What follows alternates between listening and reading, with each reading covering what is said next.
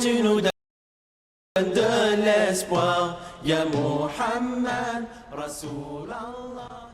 Labbaik Allahumma labbaik, labbaik Allahumma labbaik, labbaik Allahumma labbaik,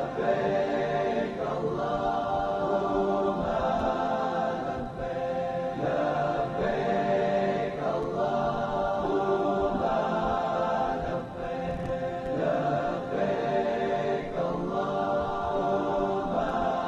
labbaik, labbaik Allahumma labbaik, labbaik Allahumma labbaik, labbaik إن الحمد لله نحمده ونستعينه ونستغفره ونتوب إليه ونعوذ بالله من شرور أنفسنا وسيئات أعمالنا من يهده الله فلا مضل له ومن يضلل فلا هادي له ونشهد أن لا إله إلا الله وحده لا شريك له ونشهد أن محمدا عبده ورسوله اللهم صل وسلم وبارك عليه وعلى آله وأصحابه أجمعين يا أيها الذين آمنوا اتقوا الله حق تقاته ولا تموتن إلا وأنتم مسلمون يا أيها الناس اتقوا ربكم الذي خلقكم من نفس واحدة وخلق منها زوجها وبث منهما رجالا كثيرا ونساء واتقوا الله الذي تساءلون به والأرحام إن الله كان عليكم رقيبا يا أيها الذين آمنوا اتقوا الله وقولوا قولا سديدا يصلح لكم أعمالكم ويغفر لكم ذنوبكم ومن يطع الله ورسوله فقد فاز فوزا عظيما فإن أصدق الحديث كتاب الله وخير الهدي هدي محمد صلى الله عليه وسلم وشر الأمور محدثاتها وكل محدثة بدعة وكل بدعة ضلالة وكل ضلالة في النار ثم أما بعد chers frères et sœurs en islam, chers téléspectateurs et auditeurs de Bonferré, assalamu alaikum wa rahmatullahi wa barakatuh. Soyez les bienvenus à l'écoute de votre émission islamique hebdomadaire, ou plutôt votre école islamique, là où nous avons l'habitude de nous rencontrer et d'apprendre les uns des autres. J'ai prié Allah subhanahu wa ta'ala de nous faire profiter tous ensemble de ces quelques instants que nous allons passer ensemble dans sa voie, dans la recherche du savoir en vue de son application, afin que ce savoir ne soit pas un argument contre nous, mais plutôt un argument en notre faveur le jour où nous rencontrerons notre Seigneur Allah subhanahu wa ta'ala. Yawma la yanfa'u malun wala banun illa man ata Allah biqalbin salim, jour où ni bien ni enfants ne seront d'aucune utilité hormis pour celui qui regagne son Seigneur avec un cœur saint. Allah subhanahu wa ta'ala nous bénisse tous, qu'il bénisse nos vies, qu'il bénisse nos familles, qu'il bénisse nos enfants, qu'il bénisse nos œuvres, qu'il bénisse davantage notre cher pays Niger et qu'il nous conforme davantage à sa sainte volonté partout et toujours. Allahumma amin. Chers frères et sœurs en islam, nous vous rappelons notre triple responsabilité envers le savoir. La première responsabilité, c'est de l'acquérir. La deuxième responsabilité, c'est de l'appliquer. Et la troisième responsabilité, c'est de le transmettre aux autres comme il nous a été transmis par les prédécesseurs. Et ce, conformément à la recommandation de notre prophète bien-aimé Muhammad sallallahu alayhi wa sallam, lorsqu'il dit « Ballighu anni walau aya » transmettez de ma part, ne serait-ce qu'un verset. Qu'Allah subhanahu wa ta'ala nous aide donc à appliquer cette recommandation du prophète sallallahu alayhi wa sallam. Ceci dit, chers frères et sœurs en islam, le thème de notre émission de ce soir est les clés de la bénédiction divine, deuxième partie. Nous avons vu la première partie depuis il y a 2 semaines de cela, à savoir plus exactement le 3 novembre passé. Donc, la semaine passée, nous avons traité d'un thème hors série, à savoir le bref aperçu sur la polygamie en islam. Aujourd'hui, nous allons continuer le thème intitulé Les clés de la bénédiction divine, deuxième partie. Il s'agit d'un nouveau thème que nous allons traiter en série, comme d'habitude, Inch'Allah, en prenant le temps nécessaire qu'il faut pour l'expliquer. Je reprends la définition de la bénédiction pour mieux enchaîner avec le reste du thème, Inch'Allah. Ainsi, la définition de la bénédiction divine, le terme al-baraka, c'est avec l'article al-baraka et non al-baraka. Al-baraka, al-barakatu, donc en s'arrêtant sur le mot, met un H aspiré, donc comme vous le voyez à l'écran, al-baraka, que l'on traduit par bénédiction, signifie littéralement augmentation ou accroissement.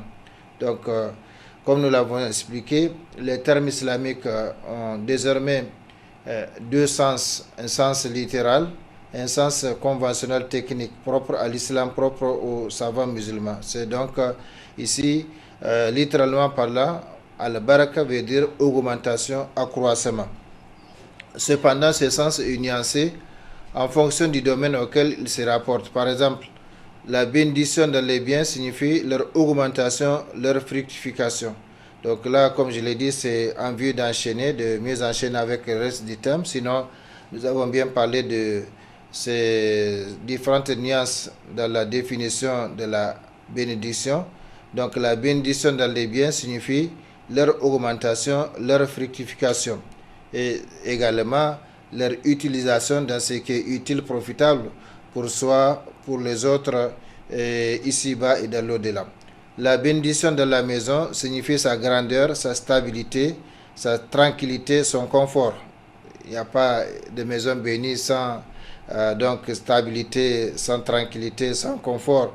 Et la grandeur de la maison, le prophète sallallahu alayhi wa sallam a compté cela parmi les piliers du bonheur de l'homme sur cette terre. Donc, les 4 choses font partie du bonheur de l'homme, et parmi ces 4 choses, il a cité donc une maison spacieuse, donc une grande maison.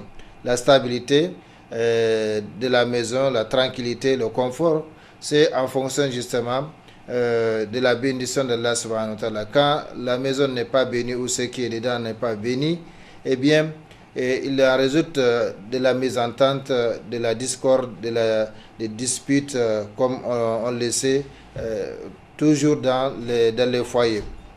Donc, c'est pourquoi la bénédiction de la maison signifie sa grandeur, sa stabilité, sa tranquillité, son confort. Même si la maison n'est pas forcément grande, mais si les gens s'entendent et que la bénédiction de Allah subhanahu wa ta'ala est dedans, Inch'Allah, les gens peuvent se comprendre. Et même si la maison est petite, les gens peuvent se suffire dedans. Contrairement, quand les gens ne s'entendent pas, même si la maison est grande, eh bien, elle devient petite. Parce que les gens ne veulent pas se voir, les gens ne veulent pas s'asseoir ensemble, les gens ne veulent pas causer ensemble, les gens ne veulent pas donc se rencontrer. Si quelqu'un est au salon, l'autre est dans la chambre et vice-versa. Par conséquent, ça, c'est pas de la bénédiction. La bénédiction dans la nourriture signifie sa disponibilité, sa richesse en éléments nutritifs et ses effets positifs sur le consommateur. Donc, c'est pourquoi dans l'islam, quand on mange, on demande la bénédiction d'Allah subhanahu wa ta'ala avant de commencer à manger. Parce que si Allah subhanahu wa ta'ala bénit, eh bien, cette nourriture que nous consommons, au lieu de créer des problèmes, comme on le sait aujourd'hui, la plupart de nos maladies viennent de justement notre alimentation. Donc c'est pourquoi la bénédiction de la nourriture signifie sa disponibilité, sa richesse en éléments nutritifs et ses effets positifs sur le consommateur.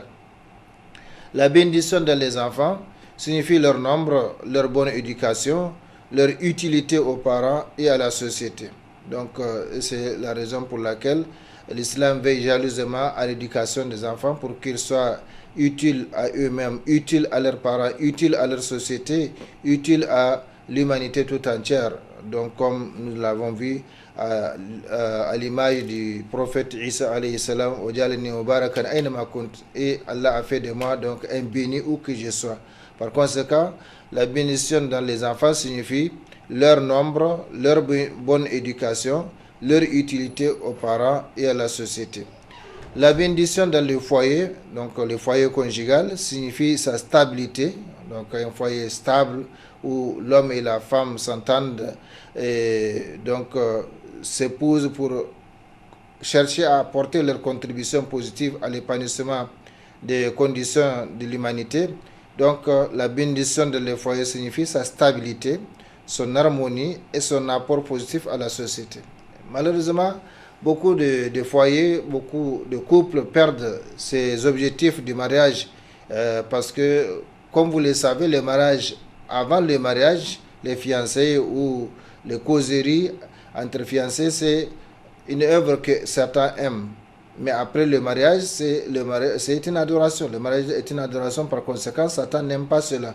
Et c'est pourquoi il s'emploie à diviser, donc à s'aimer la discorde, la division, la mésentente entre dans le couple, dans le foyer. Et si l'homme et la femme ne font pas attention, eh bien, ils vont toujours vivre dans des problèmes, comme on le voit aujourd'hui. Il y a tellement de mariages dans les pays de la société, mais également il y a tellement de divorces dans la société. Donc, la bénédiction dans les foyers signifie sa stabilité, son harmonie et son apport positif à la société.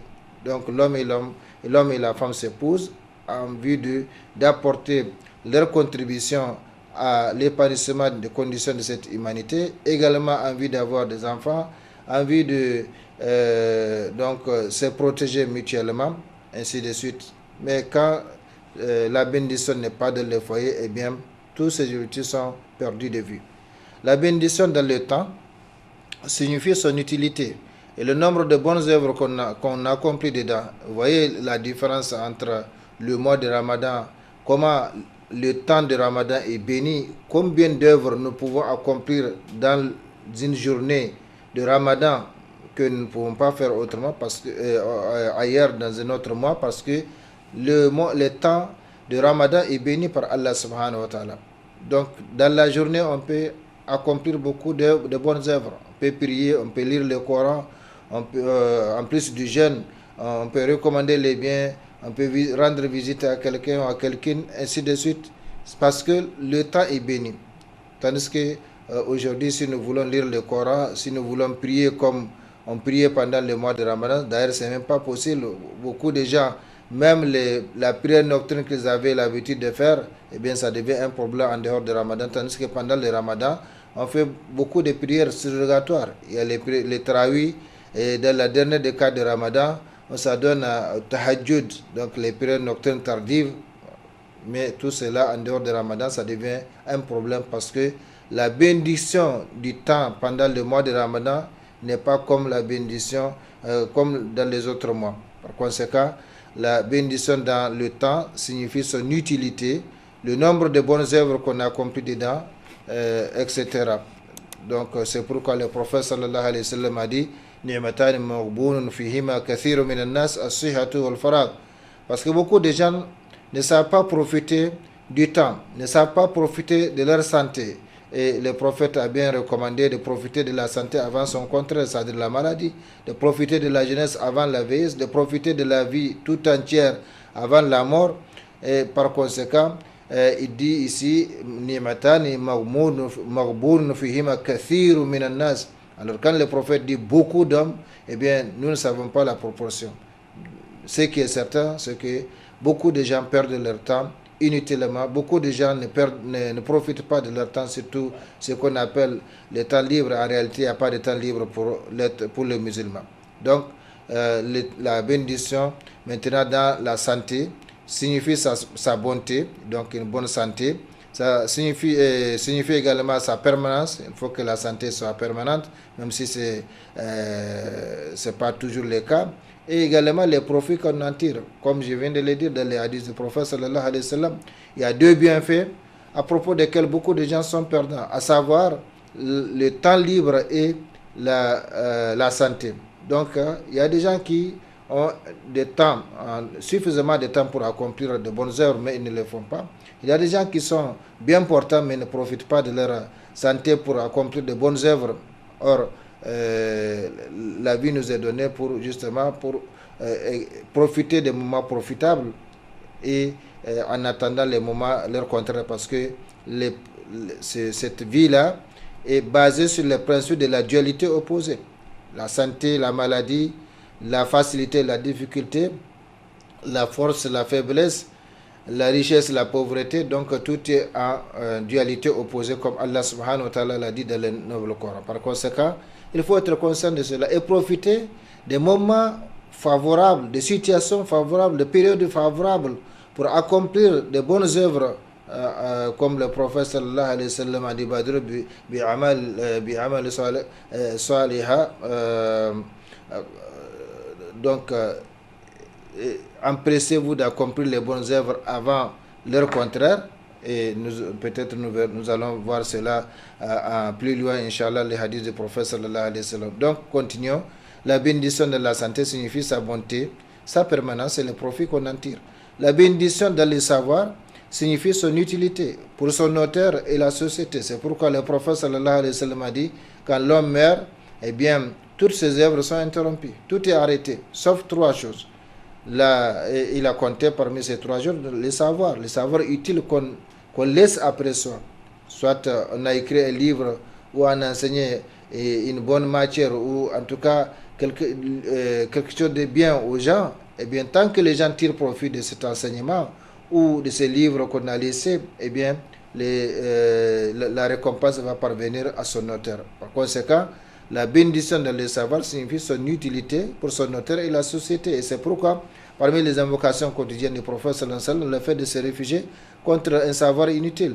Un savoir inutile, c'est-à-dire un savoir qu'on ne met pas en application ou un savoir dont on ne tire pas profit. Parce que le savoir, il faut l'enseigner. Comme chaque fois nous le rappelons, notre triple responsabilité envers le savoir. Il faut les chercher, il faut l'appliquer, il faut les transmettre aux autres comme il nous a été transmis par les prédécesseurs. Donc, la bénédiction dans le savoir signifie son utilité pour son auteur et la société. Donc, c'est pourquoi le musulman, avant de s'engager dans une quelconque branche ou spécialité, il se demande quel apport, quelle contribution je vais apporter à la société, d'abord à moi-même, à mes parents, à la société, à l'humanité, à travers cette branche ou cette spécialité que je vais prendre, dans laquelle je voudrais donc m'engager. La bénédiction dans la vie signifie sa longueur et la bonté des œuvres qu'on accomplit dedans. C'est pourquoi le prophète sallallahu alayhi wa sallam a dit « Khairun nas man ta'ala umruhu wa hasana amluhu » ou comme sallallahu alayhi wa sallam. Le meilleur des hommes, c'est celui qui a eu une longévité et dont l'œuvre a été bonne. Par conséquent, chaque jour qui passe, eh bien, c'est une occasion pour se rapprocher d'Allah subhanahu wa ta'ala grâce à l'accomplissement de bonnes œuvres. Donc, il a eu une longévité et ses œuvres sont bonnes. Au contraire, dans le reste du hadith, le prophète sallallahu alayhi wa sallam explique que le pire des hommes, c'est celui qui a eu une longévité mais dont l'œuvre n'a pas été bonne. Par conséquent, chaque jour qui passe, c'est une occasion pour s'éloigner d'Allah subhanahu wa ta'ala parce qu'il n'accomplit pas de bonnes œuvres dans sa vie. Par conséquent, ce qu'il fait ne fait que l'éloigner davantage de son Seigneur. Donc, la bénédiction de la vie signifie sa longueur et la bonté des œuvres qu'on accomplit dedans. Voilà, chers frères et sœurs en islam, quelques nuances donc à travers la définition de la bénédiction. Bref, la bénédiction divine est l'expression permanente de l'agrément et de la faveur de Dieu sur les serviteurs, sur ses œuvres, sur sa vie, de sorte que toute action qu'il entreprend, aussi minime ou courte soit-elle, devienne utile et profitable à lui-même, à son entourage proche et lointain, à sa société, à l'humanité, voire à l'univers tout entier, comme Allah subhanahu wa ta'ala l'a dit à propos du prophète Muhammad sallallahu alayhi wa sallam, « Oma arsalnaka illa rahmatan lil alamin » Nous t'avons envoyé qu'en tant que miséricorde pour l'humanité. Donc le prophète sallallahu alayhi wa sallam, son apostolat ou sa mission prophétique a été une miséricorde, même pas pour les êtres humains seulement, même pour les éléments de la nature, pour les animaux. Donc, parce que Alamin, c'est l'univers, c'est l'ensemble des mondes, le monde des êtres humains, le monde des djinns, le monde des animaux, le monde aquatique, les différents mondes, c'est ça donc qu'on appelle Al-Alimun. Donc, et c'est pourquoi Allah subhanahu wa ta'ala s'est loué dans la première sourate Alhamdulillahi Rabbil Alamin. Donc, je reprends la définition technique de la bénédiction, c'est la bénédiction divine est l'expression permanente de l'agrément et de la faveur de Dieu sur les serviteurs, sur ses œuvres et sa vie, de sorte que toute action qu'il entreprend, aussi minime ou courte soit-elle, devienne utile et profitable à lui-même, à son entourage proche et lointain, à sa société, à l'humanité, voire à l'univers tout entier, comme je l'ai dit à propos donc du prophète Muhammad sallallahu alayhi wa sallam.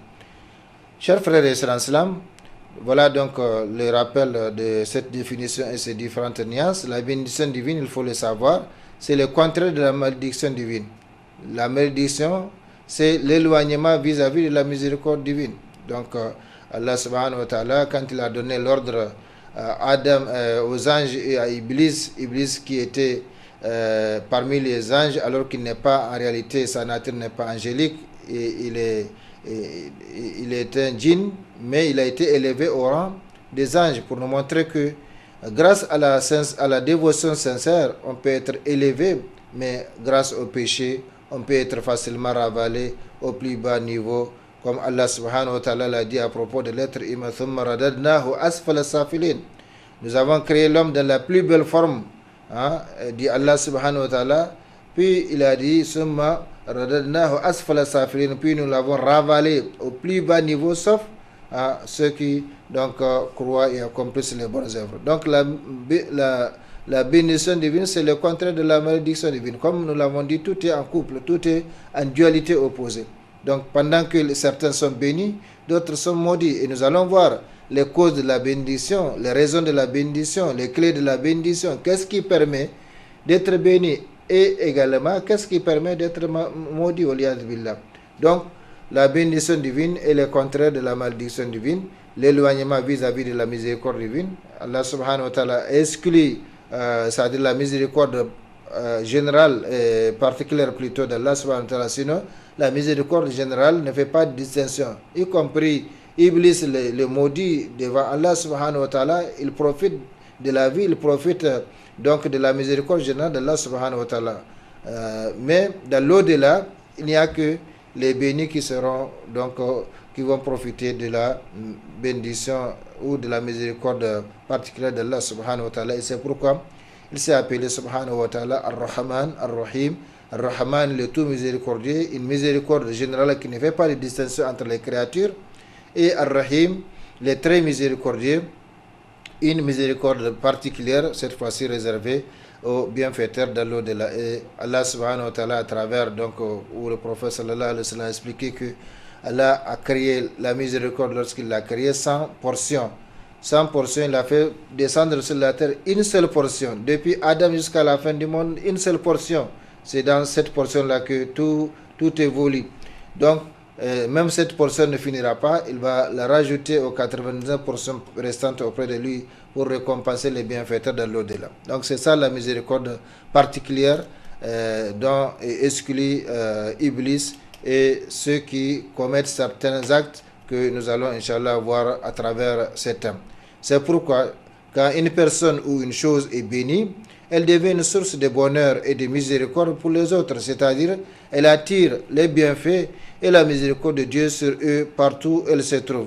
Comme nous l'avons dit, le prophète sallallahu alayhi wa sallam est une bénédiction pour l'univers tout entier. Allah subhanahu wa ta'ala a dit, parlant justement du prophète Muhammad sallallahu alayhi wa sallam, le plus béni des hommes, Omar arsalnaka illa rahmatan lil alamin. Nous ne t'avons envoyé qu'en tant que miséricorde pour l'univers. Le prophète est donc une miséricorde pour toute l'humanité, pourvu que l'humanité arrive à comprendre cela et arrive donc à répondre à son appel. Le prophète n'est pas seulement une miséricorde pour les êtres humains, mais il est miséricorde pour tous les éléments de la nature, de l'univers tout entier, y compris les animaux et les éléments de la nature. Donc nous t'avons envoyé qu'en tant que miséricorde pour l'univers. Au contraire, quand une personne ou une chose est maudite, elle devient une source de malheur et de calamité pour les autres, c'est-à-dire elle attire sur les autres le courroux, la colère d'Allah subhanahu wa ta'ala, les regards de Dieu, où qu'elle se trouve. Comme le prophète sallallahu alayhi wa sallam a expliqué, nous allons voir les hadiths. Donc c'est pourquoi il faut faire attention. Et c'est une occasion, c'est une opportunité pour savoir justement quelles sont les œuvres par lesquelles ou grâce auxquelles on peut être béni par Allah subhanahu wa ta'ala, et quelles sont les œuvres également qui attirent la malédiction d'Allah subhanahu wa ta'ala, le courroux ou la punition d'Allah subhanahu wa ta'ala, pour les éviter, parce qu'on ne peut pas accomplir des choses interdites par Allah subhanahu wa ta'ala ou des choses qui attirent la malédiction, le courroux, la punition d'Allah subhanahu wa ta'ala, et en même temps profiter de sa miséricorde. Par conséquent, c'est un thème combien important que nous avons traité à l'école de la vie, et nous avons donc décidé de les partager aujourd'hui à travers cette école radiophonique et également étendue à la télévision. Donc, quand une personne ou une chose est maudite, elle devient une source de malheur et de calamité pour les autres, c'est-à-dire elle attire sur les autres le courroux, la colère d'Allah subhanahu wa ta'ala, les rigueurs de Dieu où qu'elle se trouve. Le prophète sallallahu alayhi wa sallam a dit justement à propos de cela: yashrabu nasu min ummati al-khamra yusammunaha bi ghayri ismiha yudrabu ala ru'usihim bil ma'azif wal qinat yakhsifu Allahu bihim al-ard wa yaj'al Allahu minhum al-qiradata wal khanazir. Rawahu Ibn Majah. Il y aura des gens de ma communauté, subhanallah, comme si le prophète sallallahu alayhi wa sallam, bon, le prophète bien sûr c'est Allah qui l'inspire, hein, donc in huwa illa wahyun yuha, donc ce n'est que de l'inspiration, c'est la prophétie, donc Allah subhanahu wa ta'ala l'a enseigné. Il dit: il y aura des gens de ma communauté qui sous la musique et la chanson, ce n'était pas au temps du prophète sallallahu alayhi wa sallam, mais même si ça existait au temps du prophète sallallahu alayhi wa sallam, ce n'est pas comme aujourd'hui. Donc c'est comme si le prophète sallallahu alayhi wa sallam, vous regardez, vous voyez notre société, notre temps, notre époque. Donc il y aura des gens de ma communauté qui sous la musique et la chanson consommeront l'alcool en le nommant par d'autres noms. On ne l'appelle pas alcool ou vin, mais on va dire boisson spiritique, boisson énergétique, ou bien boisson pour stimulant, pour stimuler le corps, etc. Donc il y aura des gens de ma communauté, dit le prophète sallallahu alayhi wa sallam, bien que depuis son avènement jusqu'à la fin des temps, toute est sa communauté. Seulement cette communauté se divise en deux. Il y a ce qu'on appelle Ummatul Dawa ou Ummatul Ijaba. Il y a donc la communauté d'appel, la communauté qu'on appelle à l'islam, et la communauté qui a répondu à cet appel-là. Donc, il y aura des gens de ma communauté qui, sous la musique et la chanson, consommeront l'alcool en le nommant par d'autres noms. Allah fera trembler la terre à cause d'eux ou sous leurs pieds et les transformera en singes et porcs. Rapporté par Ibn Majah. Donc, vous voyez, quand on est béni, eh bien, on devient source de bénédiction pour les autres. Partout où on se trouve, comme Isa alayhi salam, Jésus sur lui la paix, a dit: Waja'alani mubarakan aynama kunt. Allah m'a béni où que je sois. Donc, c'est comme ça les bénis. Et nous allons voir qu'une société, un lieu, une époque, hein, etc., ou une époque est bénie en fonction justement des œuvres bénies qu'on accomplit dedans ou des êtres bénis qui se trouvent dedans, et vice-versa. Donc, au contraire, comme le prophète sallallahu alayhi wa sallam l'a dit dans ses hadiths, quand on n'est pas béni, eh bien, quand on accomplit des choses qui attirent la colère de Allah subhanahu wa ta'ala, on devient une source de malheur pour les autres.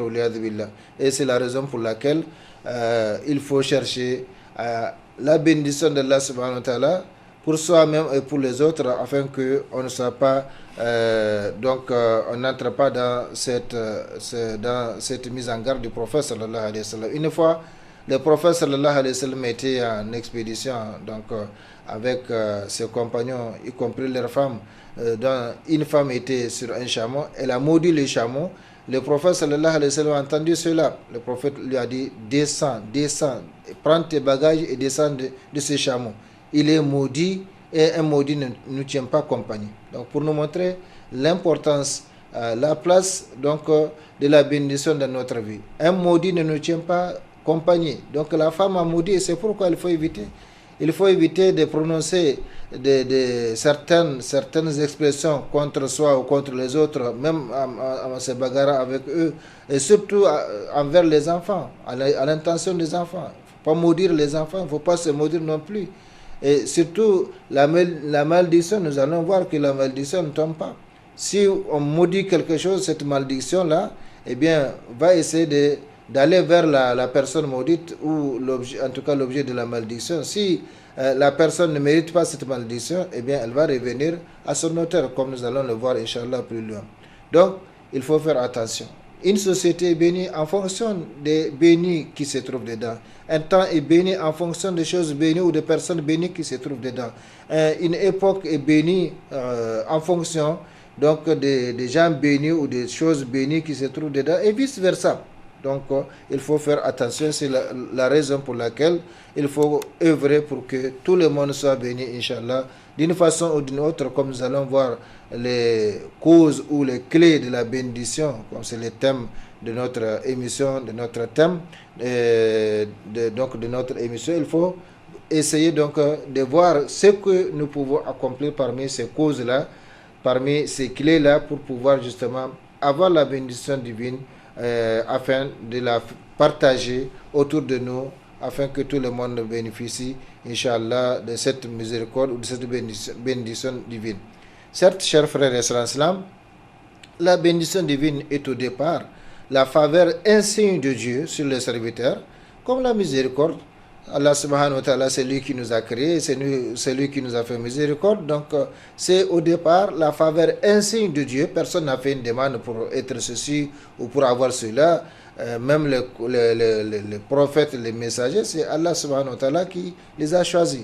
Donc, la miséricorde, la bénédiction divine est au départ la faveur insigne de Dieu sur les serviteurs, mais celui-ci peut la développer ou l'anéantir en fonction de ses actes. Iblis était parmi les anges. Il était donc béni, élevé au rang des anges, un djinn élevé au rang des anges. Donc il était béni.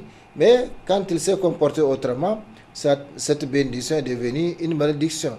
Donc le serviteur peut développer la bénédiction divine qu'il a reçue, comme il peut l'anéantir en fonction de ses actes, en fonction de ses paroles, en fonction de ses comportements. Ainsi, chers frères et sœurs en islam, l'homme est béni proportionnellement aux actes de bénédiction qu'il accomplit, et la famille ou la société est bénie en fonction du nombre de personnes et de choses bénies qu'elle contient, comme je l'ai dit et répété, et c'est la raison pour laquelle nous devons chercher donc la bénédiction d'Allah subhanahu wa ta'ala. Et le credo ou le mot de passe à l'école de la vie, c'est Barakallahu fik. Dès qu'on rencontre quelqu'un, eh bien on demande la bénédiction d'Allah subhanahu wa ta'ala pour lui ou pour que ensemble on soit tous, Inch'Allah, bénis. Barakallahu fik, qu'Allah te bénisse. Parce que si on a la bénédiction d'Allah subhanahu wa ta'ala, Inch'Allah, tout le reste viendra et vice versa. Donc l'homme est béni proportionnellement aux actes de bénédiction qu'il a accomplis.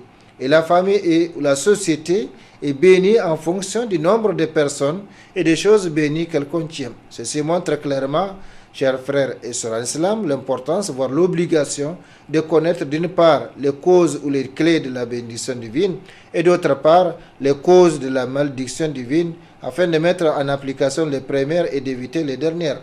Donc comme je l'ai dit, Allah subhanahu wa ta'ala a créé toutes choses en dualité opposée. Donc il y a des causes qui nous permettent d'avoir la bénédiction divine, individuellement et collectivement, dans la famille, dans la société, dans le pays, dans l'humanité, à travers l'humanité tout entière, comme Jésus, celui la paix, Isa alayhi salam l'a dit. Et également, il y a des actes de comportement et de paroles qui attirent la colère d'Allah subhanahu wa ta'ala, la malédiction d'Allah subhanahu wa ta'ala. Il faut les connaître et les éviter parce que nous ne sommes pas libres sur cette terre-là. Comme le prophète sallallahu alayhi wa sallam l'a dit, ad-dunya sijnul mu'min wa jannatul kafir. Nous ne sommes pas, en tant que musulmans, en tant que croyants, nous ne sommes pas libres.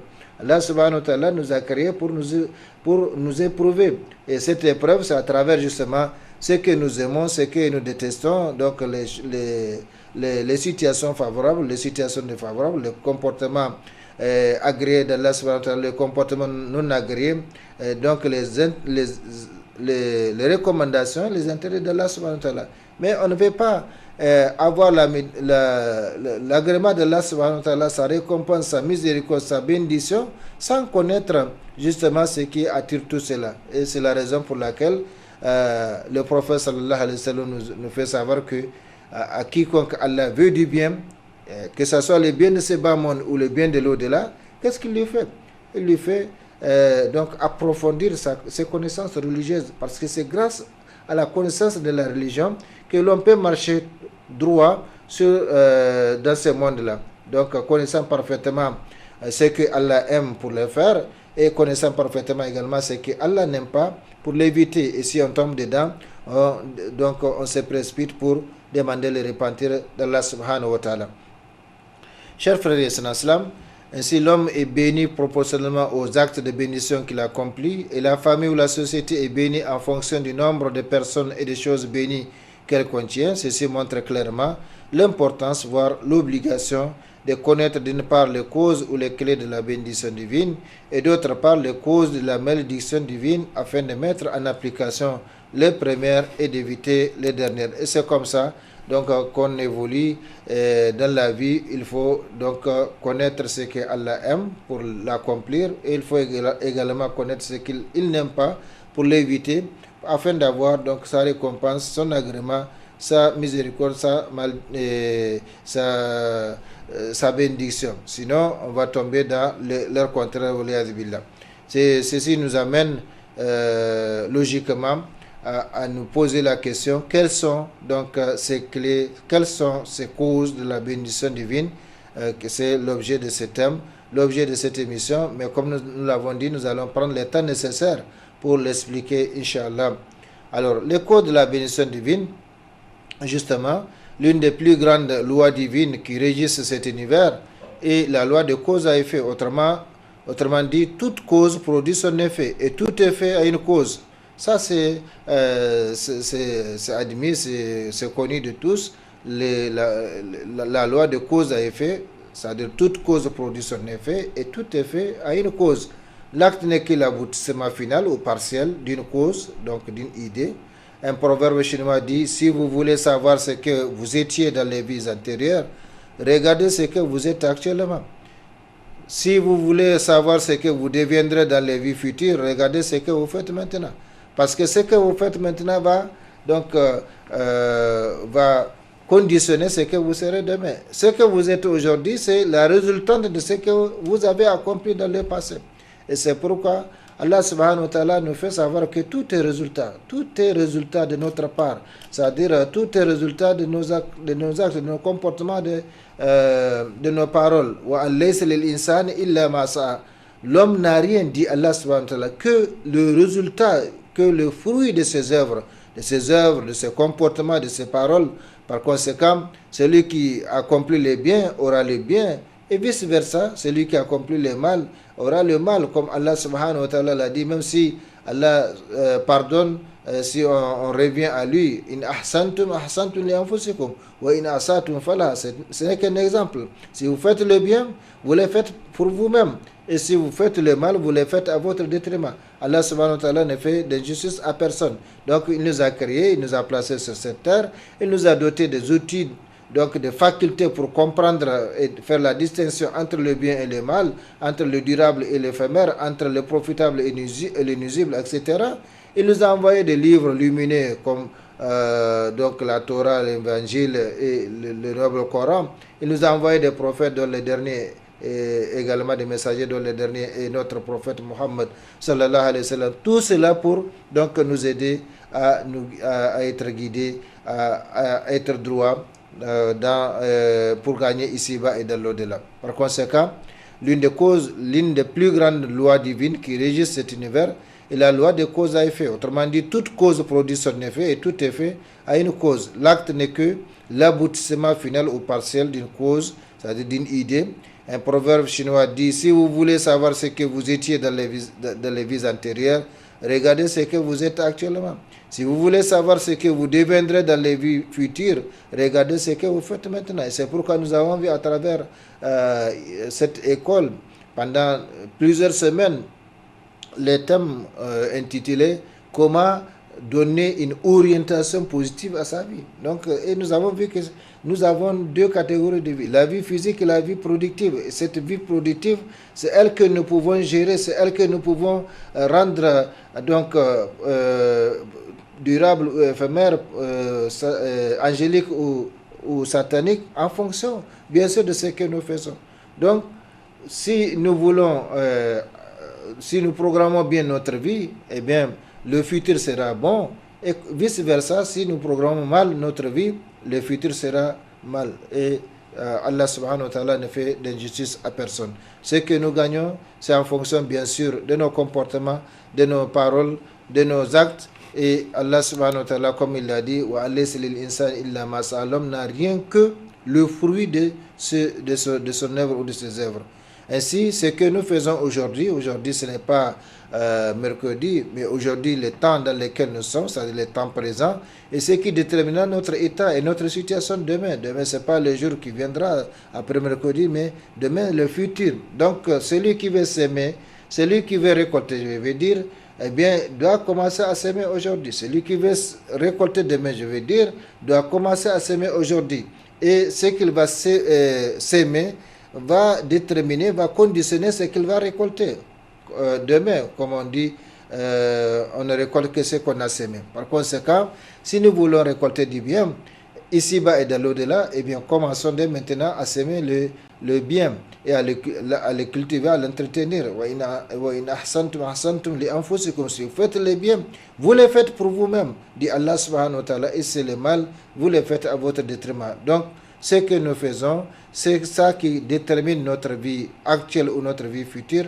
Par conséquent, ce que nous faisons aujourd'hui est ce qui déterminera notre état et notre situation demain.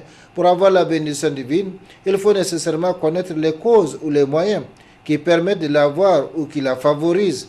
Allah subhanahu wa ta'ala, dans sa bonté infinie et sa miséricorde illimitée, à l'égard de l'homme, a fixé à travers l'islam un certain nombre d'actes ou de comportements qui attirent à leur hauteur la bénédiction divine, comme il y a un certain nombre d'actes ou de comportements qui attirent le contraire, c'est-à-dire la malédiction divine.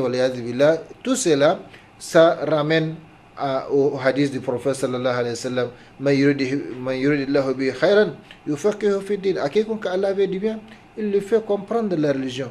Il lui fait comprendre la raison pour laquelle il a été créé, placé sur cette terre, qui est l'adoration de Allah subhanahu wa ta'ala, sauf que cette adoration ne se fait pas dans l'ignorance. Il faut nécessairement du savoir, et c'est pourquoi l'islam a rendu obligatoire la recherche du savoir pour tout le monde, pour tous les musulmans, pour l'homme, pour les musulmans ou la musulmane, dit le prophète sallallahu alayhi wa sallam. Donc, chers frères et sœurs, pour avoir la bénédiction divine, il faut nécessairement connaître les causes ou les moyens qui permettent de l'avoir ou qui la favorisent. Malheureusement, nous allons voir que ces causes ne sont pas connues de tout le monde. Et c'est la raison pour laquelle nous avons dit les clés de la bénédiction, ou certains les ont appelés les secrets de la bénédiction. Allah subhanahu wa ta'ala, dans sa bonté infinie et sa miséricorde illimitée à l'égard de l'homme, a fixé à travers l'islam, depuis 15 siècles, donc ce n'est pas aujourd'hui que l'islam est là, un certain nombre d'actes ou de comportements qui attirent à leur hauteur la bénédiction divine. C'est donc l'objet de ces thèmes, l'objet de cette émission. Mais comme nous l'avons dit, nous allons les traiter ou traiter ces thèmes, donc en prenant le temps nécessaire qui permettra donc de bien l'expliquer. Ces actes et ou comportements sont appelés tantôt clés, tantôt secrets, tantôt sources de la bénédiction divine. Les plus importants de ces clés se résument comme suit. Donc ces actes ou comportements sont appelés clés. Pourquoi? En considérant que la bénédiction divine est comme une porte fermée dont on a besoin d'une clé pour l'ouvrir et profiter de ce qu'il y a en son sein. Et donc c'est la raison pour laquelle on les a appelés clés, en considérant que la bénédiction divine est comme une porte fermée dont on a besoin d'une clé pour l'ouvrir et profiter de ce qu'il y a en son sein. C'est la raison donc pour laquelle on les a appelés clés de la bénédiction. Ces actes et comportements sont appelés secrets en considérant qu'il y a peu de gens qui ont connaissance de ces moyens de la bénédiction malgré leur existence qui ne date pas d'aujourd'hui. Alors les secrets, ce n'est pas de la magie, c'est pas donc secret veut dire que c'est des choses qui ne sont connues que par très peu de gens. Donc ces actes ou comportements sont appelés secrets en considérant qu'il y a peu de gens qui ont connaissance de ces moyens. Et c'est la raison pour laquelle nous avons donc décidé de partager une fois de plus ces thèmes à travers cette école pour justement partager avec eux ces secrets ou ces clés. Et également, on les appelle sources. Ces actes ou comportements sont appelés sources en considérant que c'est d'eux qu'émane ou provient la bénédiction divine. Donc, c'est la source, c'est-à-dire, si vous posez un acte qui attire la bénédiction d'Allah, subhanahu wa ta'ala, Inch'Allah, vous allez avoir la bénédiction divine, et vice-versa. Et comme nous l'avons dit, malheureusement, ce sont des sources qui ne sont pas connues de tout le monde, par conséquent, c'est l'occasion pour le savoir. Alors, je sais que les gens sont peut-être pressés de savoir quels sont ces actes-là, quels sont ces comportements, quels sont ces secrets ou ces clés ou ces sources, mais nous allons voir qu'il y en a beaucoup. L'essentiel, c'est de savoir profiter, de savoir utiliser, parce que le plus souvent, l'homme apprend, mais l'application devient un problème. Et c'est pourquoi nous rappelons toujours notre triple responsabilité envers le savoir. C'est d'abord l'apprentissage, l'acquisition du savoir, ensuite l'application. Il ne sert à rien d'apprendre sans appliquer, surtout dans le domaine de la religion, dans le domaine de l'islam. Alors, la première source, comme vous êtes pressé de savoir justement quelles sont ces clés-là, eh bien, la première source, c'est les Saints Corans, le noble Coran. Le noble Coran, grâce à sa lecture, grâce à sa mémorisation, grâce à son écoute, grâce à sa méditation, grâce à son application dans la vie, grâce à sa vénération, etc., constitue la première, la plus grande et la plus importante source aux clés de la bénédiction divine, étant la parole incréée et bénie d'Allah subhanahu wa ta'ala. Wa hadha kitabun anzalnahu mubarakun fattabi'uhu wattaqu la'allakum turhamun. Ça, ce n'est qu'un exemple d'Allah subhanahu wa ta'ala. Et voici un livre, le Coran, béni que nous avons fait descendre. Suivez-le donc et soyez pieux afin de recevoir la miséricorde. Donc la miséricorde d'Allah subhanahu wa ta'ala, c'est également sa bénédiction. Donc on ne peut pas avoir de la miséricorde d'Allah subhanahu wa ta'ala si on n'est pas béni. Par conséquent, Allah subhanahu wa ta'ala nous fait savoir que le Coran est béni, c'est sa parole bénie. Donc sa parole incréée bénie, c'est lui qui s'attache, s'accroche comme Allah subhanahu wa ta'ala l'a recommandé. Wa'tasimu bihablillahi jami'an wa la tafarraqu. Donc accrochez-vous tous à la corde d'Allah, au câble d'Allah. Eh bien, celui qui s'accroche au Coran, eh bien, il va avoir la bénédiction d'Allah subhanahu wa ta'ala. Donc à travers sa lecture, à travers sa mémorisation, à travers son écoute, à travers sa méditation, son application, sa vénération, chacun trouvera en tout cas un domaine ou bien une façon de profiter du Coran ou de mettre le Coran en application. Par conséquent, chers frères et sœurs en islam, et aujourd'hui personne ne peut dire qu'il ne peut pas accéder au Coran parce que le Coran est traduit presque dans toutes les langues, dans toutes les importantes langues du monde, et également il y a tellement de moyens d'apprentissage du Coran, même si les gens ne font pas d'efforts aujourd'hui. Plus le temps passe, plus nous évoluons, plus le goût de l'apprentissage, surtout l'apprentissage religieux, eh bien, les gens perdent cela. Alors que Allah subhanahu wa ta'ala nous fait savoir que ce Coran-là, c'est la première et la plus grande, la plus importante source de bénédiction. Wa hadha kitabun anzalnahu mubarakun fattabi'uhu wattaqu la'allakum turhamun. Voici un livre béni que nous avons fait descendre. Suivez-le donc et soyez pieux afin de recevoir la miséricorde d'Allah. Même si il n'y a pas d'autres arguments, il n'y a pas d'autres versets, d'autres hadiths du prophète sallallahu alayhi wa sallam, eh bien, cette source ou cette clé ou ce secret, eh bien, ça nous suffit. Ça nous suffit, ça c'est dans la sourate 6, sourate Al-An'am, au verset 155. Allah subhanahu wa ta'ala a dit cela. Alors, si on prend rien que ces versets, on essaie d'appliquer de la vie, nous allons voir comment les changements vont s'opérer, comment les changements vont s'opérer dans notre vie matérielle, dans notre vie spirituelle, dans notre relation avec notre Seigneur Allah subhanahu wa ta'ala, dans notre relation avec le reste de créatures. Parce que Allah subhanahu wa ta'ala, quand notre relation est bonne, comme nous l'avons vu avec la citation de Suleiman ad-Darani, celui qui améliore sa relation avec Allah, eh bien Allah va améliorer sa relation avec les autres créatures.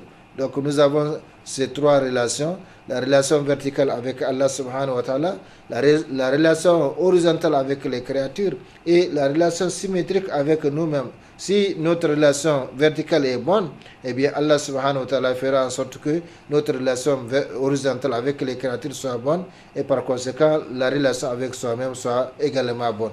Donc le noble Coran, c'est la première, c'est la plus grande, c'est la plus importante source ou clé de la bénédiction divine, étant la parole incréée et bénie d'Allah subhanahu wa ta'ala. Et n'importe quelle partie du Coran que vous prenez, eh bien, elle renferme, cette partie-là renferme donc ces secrets, renferme cette source de bénédiction. Que ce soit sur la sourate al-Fatiha, je ne vais pas dire la sourate al-Fatiha seulement, la sourate al-Fatiha, c'est un autre secret combien important, comme Allah subhanahu wa ta'ala a dit وَلَقَدْ آتَيْنَاكَ ثَبًا مِنَ الْمَثَانِ وَالْقُرْآنِ الْعَظِيمِ. Donc Allah subhanahu wa ta'ala a dit à propos de cette sourate-là qu'il a donné au prophète sallallahu alayhi wa sallam les 7 versets que l'on répète. Donc ce sont 7 versets sourate al-Fatiha. On les répète tout le temps dans toutes les unités de prière.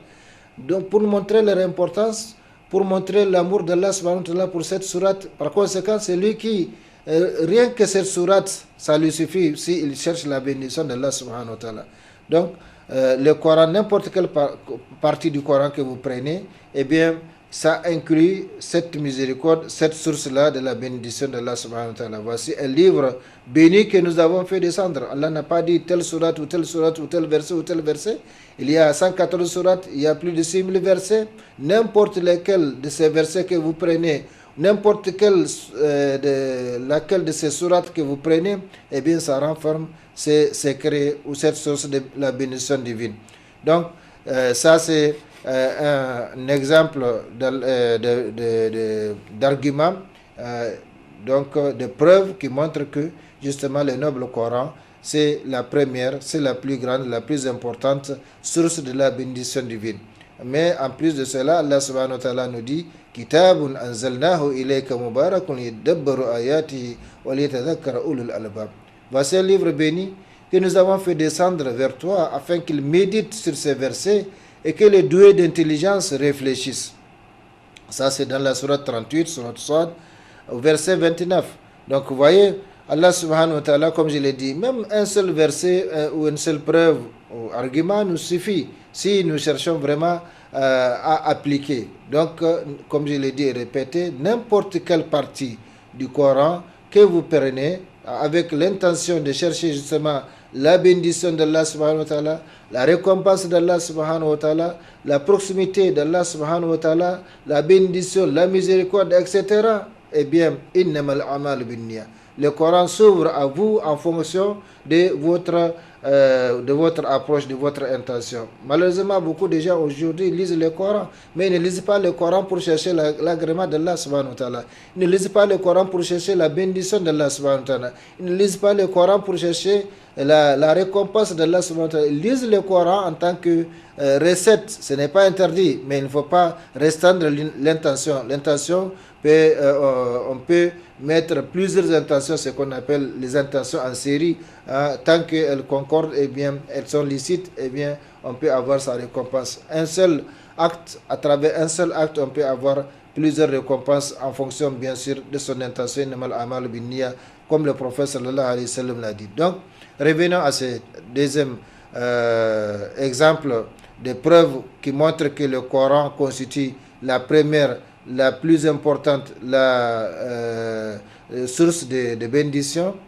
Kitabun anzalnahu ilayka mubarakun yadabbaru ayatihi wa liyatadhakkara ulul albab. Voici un livre donc béni que nous avons fait descendre vers toi afin qu'il médite sur ces versets et que les doués d'intelligence réfléchissent. Mais où est notre temps aujourd'hui pour lire le Coran, pour réfléchir?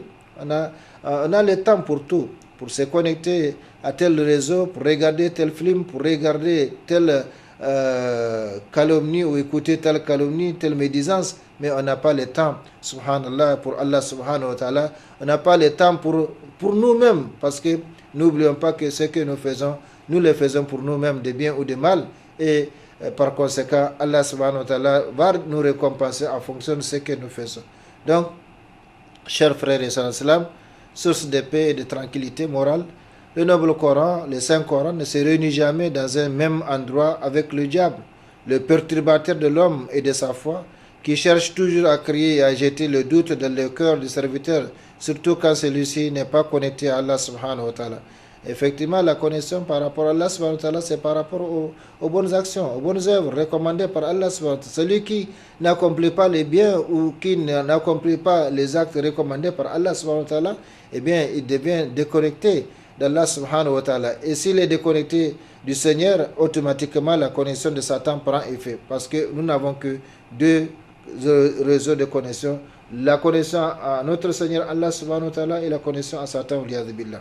Donc, chers frères et sœurs, ce Coran-là, c'est la source de paix, c'est la source de tranquillité morale.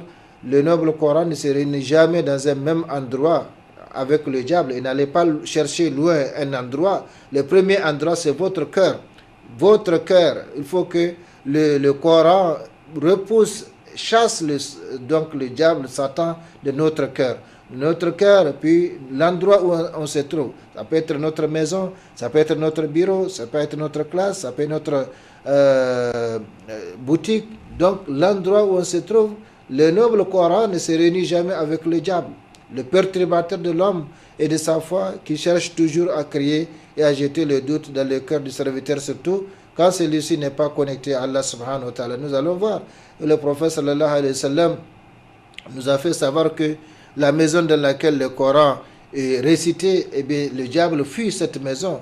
Et vice-versa. La maison dans laquelle le Coran n'est pas récité, c'est donc les œuvres sataniques que nous connaissons aujourd'hui. Eh bien, Satan a trouvé donc refuge là-bas et par conséquent, il est prêt à perturber tout le monde, à créer la zizanie, la discorde, la mésentente dans la maison plutôt que la paix et la tranquillité.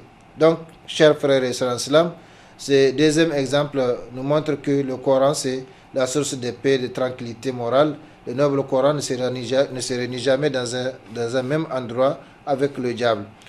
Nous allons certainement être obligés d'arrêter notre cours, mais retenez déjà que le noble Coran, c'est la première source, la plus importante, pour avoir ou pour chercher la bénédiction d'Allah subhanahu wa ta'ala. C'est pourquoi le prophète sallallahu alayhi wa sallam a recommandé ce qui suit: La taj'alu buyutakum muqabir. Inna shaytan yanfiru min al-bayt alladhi yuqra'u fihi surat al-Baqarah. Donc, dans un hadith authentique, le prophète sallallahu alayhi wa sallam nous dit, pour aller dans le même sens que les versets que nous avons cités, ne transformez pas vos maisons en tombeaux. Qu'est-ce qui fait la différence entre la tombe ou le tombeau et la maison? C'est justement l'adoration, l'animation. Les tombeaux ne sont pas animés.